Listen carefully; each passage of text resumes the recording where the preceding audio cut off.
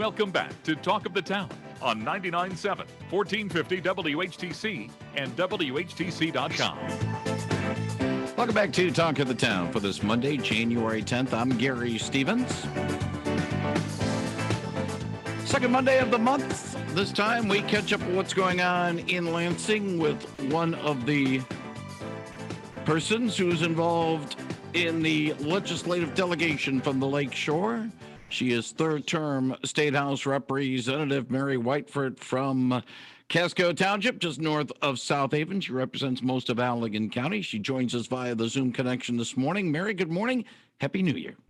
Good morning, Gary. Happy New Year, and to everybody who's listening today. Yeah, well, it is a little strenuous because one of the unfortunate things about wintertime is snow plows, winter storm warnings, school closings, water main breaks. I mean, it just seems like it's a rite of winter, I'm afraid, in these parts. Yeah, so we had a water main break affecting our part of Allegan County this morning. So no water. That was a surprise, but hey, it's life, right? Yeah, it is. Hopefully the repairs can be done very promptly in that area, and that water will be restored in the far southeast corner of Allegan County. Well, fortunately, I had my teapot full of water, so it could go right into the coffee maker, so we could have coffee this morning. Indeed. If you got a question for State Rep Mary Whiteford, she'll be happy to answer it at 616-395-1450, 616-395-1450. 5 years, perfect voting record. You got honored on that as well.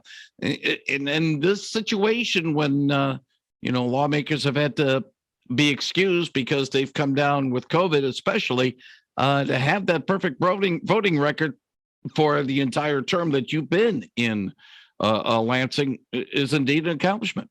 Yeah, thank you. And in March, it'll be a solid 6 years. But I know I was elected to serve, and fortunately, and I've been blessed to not get severely sick. So I've been able to be in session every single day and make every single vote. You've gotten some other honors as well from your stances and the like end of the year. We like yesterday, the Golden Globes were announced online. It's the award season in Lansing, and you got your share of a couple of them too. Yeah, one of our local statewide news, you hear about Holland Sentinel, Detroit News, but there's something called MERS, and that's specifically for politics and things that are going on in Lansing. And they stay on top of all the different issues. So MERS is one of them, MIRS. And every year they have 4 or 5 legislators that they nominate for Legislator of the Year. So this is my 3rd year being nominated. I haven't gotten quite to that top, but I just know it's not about awards for me. It's about getting things done. And with all the noise of politics that's going on, I really picture myself just being the ship of major issues that affect our state and just keep that moving forward every day. I'm talking to my team. What are we doing about broadband? What are we doing about mental health issues? And what are we doing about making sure that we're listening to the people of Allegan County to make sure that I'm their voice in Lansing? And so I'm really blessed that I've been nominated again for that. And a big thing is the crisis and access line and my work on foster care and human trafficking. So I'm just pleased that I got that acknowledgement, but I know my job and I know what I want to do for the people of Michigan in Allegan County, and I work on it every single day. 616-395-1450. If you have a question for State House Representative Mary Whiteford. It's a fine line, unfortunately, for lawmakers being able to maybe get some initiatives put forward to address the needs of the community. But every initiative that's put forward, it comes with a price tag, and you don't want to start throwing dollars at things that, yes, the causes are noble, but the price tag may not be, might cause more problems, more issues than the actual money spent on the problem would address. Yeah, I appreciate that. So, I chair about a $31 billion budget. It started at $25 billion.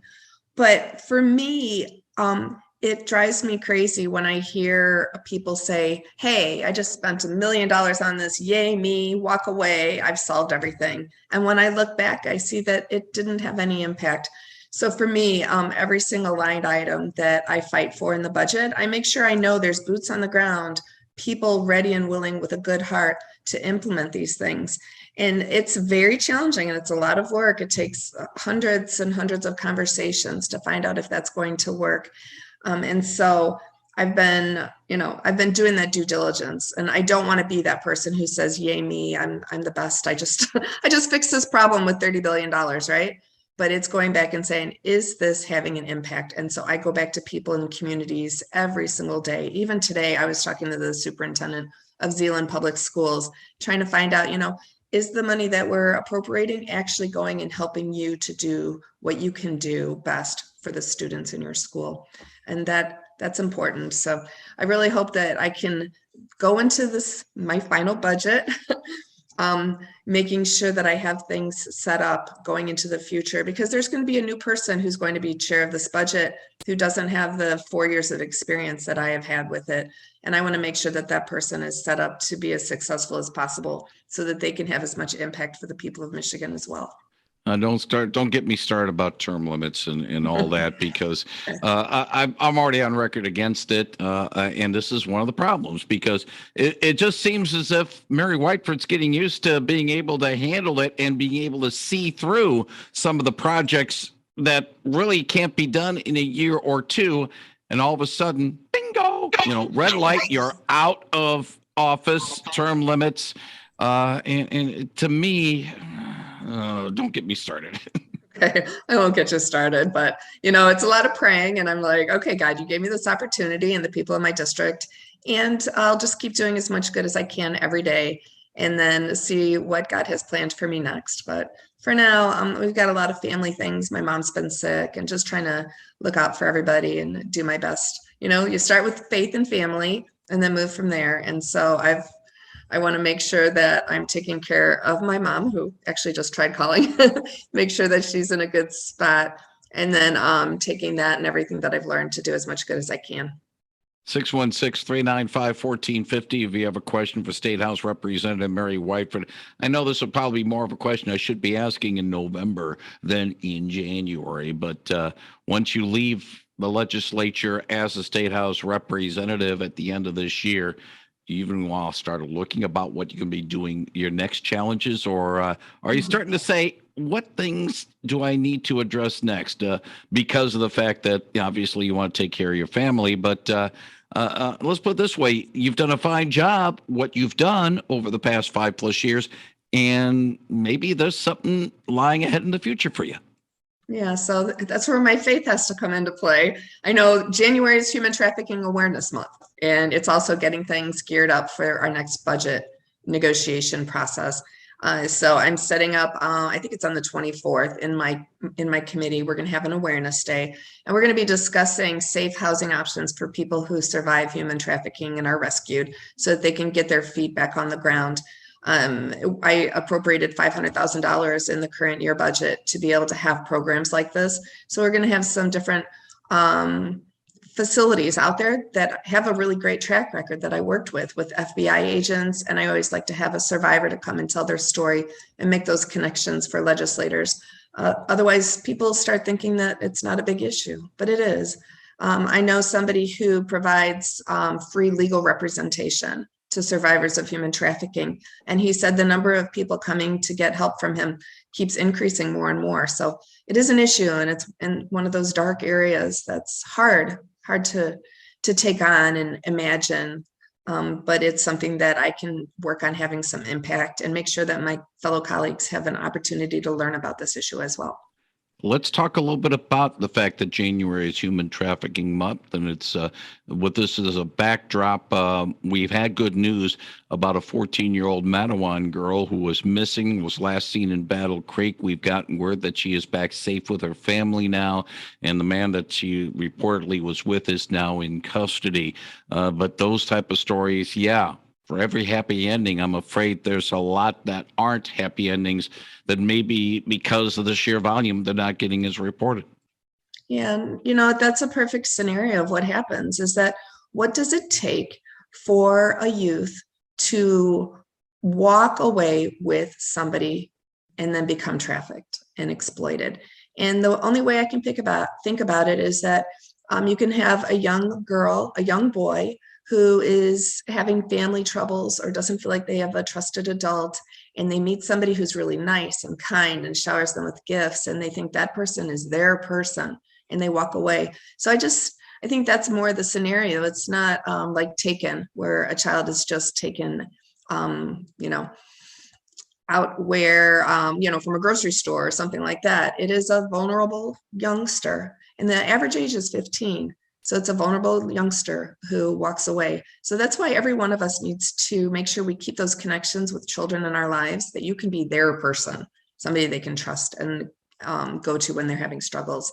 And if each one of us do it among our circle of children and our circle of influence, I think we'll be able to make that difference. But it's also keeping your ears open. If you have a child who's on the computer a lot and having conversations, get in there, take that child for a drive. I love 15-year-olds because they have driver's ed, and they need to spend 30 hours driving with their parent. And that's what I did with my kids. We're getting out there, we're having those conversations, we're going on adventures, and that's what parents need to try to do. And it's hard in our lives, but just making those connections is really important. One other thing too, and something I hear on with Red Eye Radio before we take air at 5:30 in the morning. They run a PSA. I would say about twice a night or something, or maybe 3 times a night, with of course the audience being truckers, about the fact that to be alert about human trafficking at the truck stops and that like. And one of those PSAs saying that if we stop thinking about having men pay for sex, then the problem will go away. Mary, I'm sorry. To me, that's a little naive, because this problem goes far beyond just the truckers or right now the awareness of human trafficking. This goes centuries and millennia back. It's something that I'm afraid just trying to erase the problem is just not going to happen overnight, and it's not going to happen without people turning to God. I'm sorry, that's how I feel. Yeah, I agree. Faith, family is so important. If you kind of take a step away and say, well, prostitution, it's really bad. But if you think, what little girl grows up thinking she's going to sell her body, right? There's a lot of things involved. So that's why if we could just get involved and support youth, young people as much as we can, help them have the strength and tools to become adults and self-sufficient. And then just recognize patterns so that we can make things better for people. And that's why the safe housing options are really important. When somebody does come out of being exploited, and they don't realize it at the time, but let's make sure that they have the opportunity to get their feet back on the ground, to get healthcare, to get community college. And that's what some of these facilities around the state do. They partner with local colleges, and they help these young women take classes and get their education and get into careers. There's one in Kalamazoo, they're in Oakland County. And so they're really making a difference. So if you have an opportunity to support one of these facilities, and I'm working to get one in West Michigan as well. There's a collaborative in Kent County, ready and willing to do this. So I know that they're applying to get some funds to set this up. Mary, I want to get your reaction to the story that broke last week involving former State House Speaker Lee Chatfield, alleged assault of his sister-in-law, and his admission of some multiple extramarital affairs. First of all, your general reaction to that. I was really surprised. I really stay in my lane when I'm working in Lansing, and know that my role is being state representative. And doing what I can and part of my committee process and everything. So I was surprised. I had no idea. But, every day we need to be vigilant, and comes down to faith and family. So I've been married. We just had our 35th anniversary. And then Kevin and I dated for a few years beforehand too. But that's what I believe in. And it just needs to go through the process. It's in the prosecution's hands. And I will do anything I can to help, but I don't know anything about it. Let me ask you this then along those lines. Being in the public, being a public leader, sometimes, it is easy to fall prey to the temptations. I mean, it is human nature. And sometimes the adversary targets those in the public limelight, being an elected leader or in my situation, being in an entertainment field, we have to watch our P's and Q's even more because people are looking, I wouldn't say up, but they're looking to us. And if we slip and fall, the scofflaws will come out on us. Yeah, I agree. So, it's just not who I am. And I'm a mom, a grandma. We're going to have a fourth grandchild, and my son just got engaged. And I mean, it's just not who I am. And I try to keep people around me who are the same. So I've got other moms, grandmas, they've been married for 30 plus years. And those are my favorite people in the legislature that I rely upon and I spend time with. But for me, I think it's an easy decision to do right or wrong. You stick with your family and your faith, and that's number one.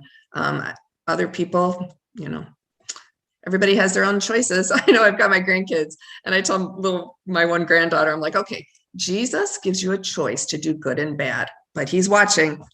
And just hoping that she'll make the right choice. Everybody has that choice. But that's what we have to answer to in the end.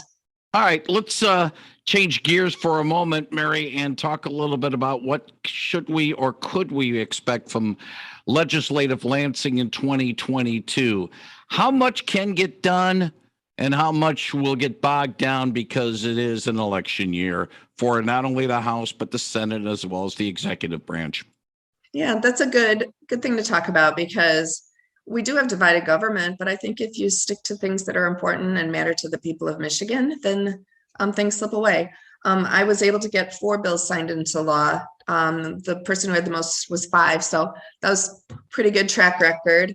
I was able to get my budget through and some major priorities. For me personally, it's getting this budget through. We're going to have a bill package coming out of the recommendations from the Adoption and Foster Care Task Force that I chaired. We're finalizing what those bill drafts will be, and it's definitely bipartisan. It was a bipartisan group because it's kids, right?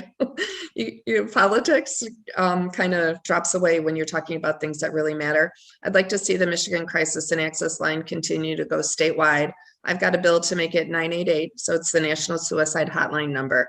And I'm pretty pleased with that. I just followed my heart and kind of that big old barge moving forward. But with the Michigan Crisis and Access Line, we have that there. We're the only state in the nation that's ready to just say, here, 988, just plug right in there, take over the line, and it's done. And it's the most comprehensive in the nation. My human trafficking bill package, I'm hoping that it goes through judiciary. It's I think it's 24 bills. Bill package, but the most important parts of it is adding a layer of forgiveness to people who have criminal charges against them while they're being trafficked. It could be stealing, it could be drug usage, and they're able to go before the judge and say, look, this happened while I was being trafficked. Can I have them removed?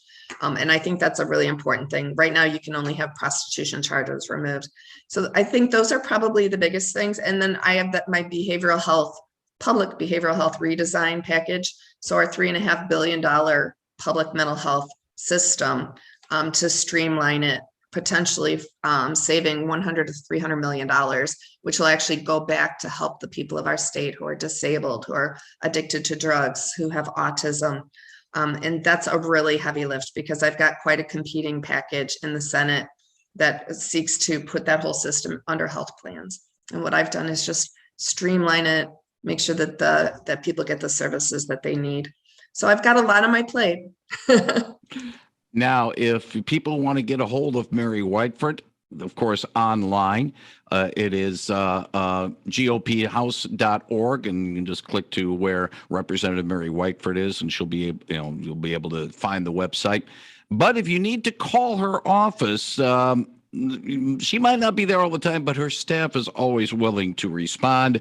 The phone number is 517-373-0836. I'll repeat the number again, 517-373-0836. And her staff will respond and be able to help you in your situation. Now, if maybe you're calling and you're not part of her legislative district, Mary's staff will be able to direct you to the proper state representative or state senator that can be able to address your needs. And that really is a key factor in our legislative branch is the fact that if you need somebody to clear out some of the red tape or run some interference for some problems in Lansing, that's what the staff is there to do.